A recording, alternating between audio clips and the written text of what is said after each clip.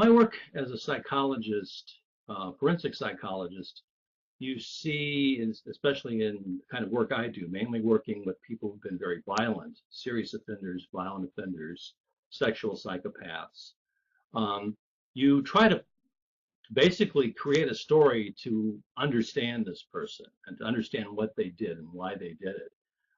So you're putting together these pieces, and over time you run into many interesting, intriguing personalities, and they just by nature generate some interest. But I was also interested in this book to depict some types of psychopaths, some types that you would find over a career, because they're not all the same. You know, there's quite a bit of variety. And in fact, another example of that, it would be like Reservoir Dogs, that movie. If you ever seen that film, there's several types of psychopaths and antisocial types. They're not all the same. So that's one way it's influenced this book.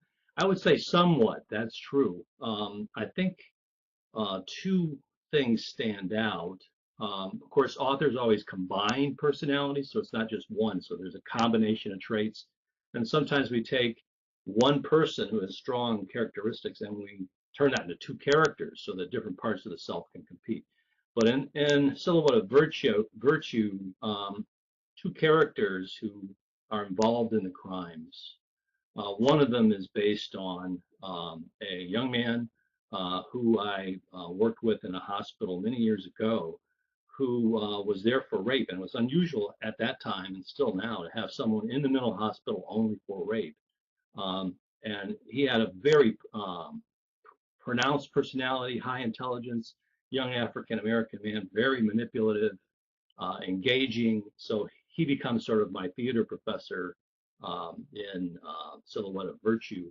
But he's sort of split in half. So there's another part of him who is a white criminal. I don't want to give too much away about him, but the reality is I took this one person and sort of split in half. So that sort of thing happens. And then also the protagonist, the hero of the novel, Dr. Rivers, is based on someone I knew who on the opposite end, rather than being pathological personality, was sort of a more realized person, actualized person.